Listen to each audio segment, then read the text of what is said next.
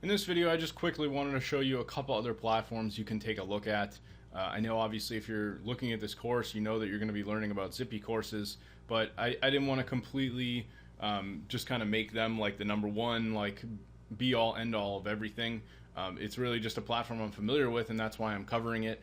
You can actually look around places like Udemy and find there are other courses on using plugins such as this wishlist member, which is also a WordPress plugin that's been out for some time now. They've been around for at least, I want to say, 2-3 years. And really in terms of pricing, they're pretty much spot on in terms of how they compare. You're basically paying the same, either $200 for the single site or $300 for the multi-site. But if this is something you're interested in, you could take a look at it.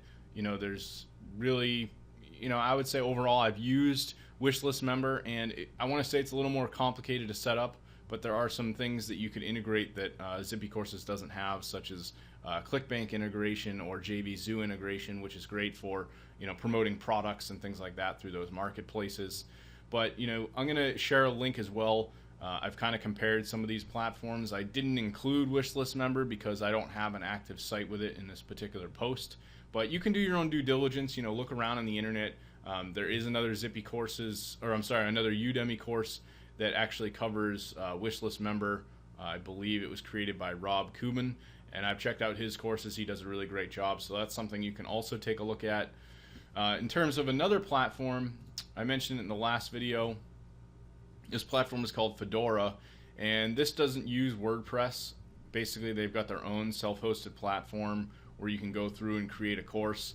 They have a really nice interface. Everything is very simple to get going. The biggest kind of downfall with them is that if you go to the pricing page, they charge you on transactions, which I know I did mention in the last video. If you get started for free, they take $1 plus 10% of the course cost, and then you have to go up to basic, professional, or high volume plans if you're looking to reduce that cost and then get some of the other features. So with like a free plan, for example, you're only able to use a subdomain, and you actually end up kind of getting stuck with that subdomain. So unless you go with the basic plan and you consistently want to be paying money every month, then you're basically going to have to that's the only way you're going to be able to get a full domain. So that's sort of a downfall with ZippyCourses. You don't have to worry about any of that. You just pay the one-time $200, and then you never worry about any of those transaction fees. So this is just something to keep in mind. I've used Fedora, and I actually really like the platform, so I don't want to completely disregard it. But I just want to give you guys your options, show you kind of some comparison, what it is that you may want to look at.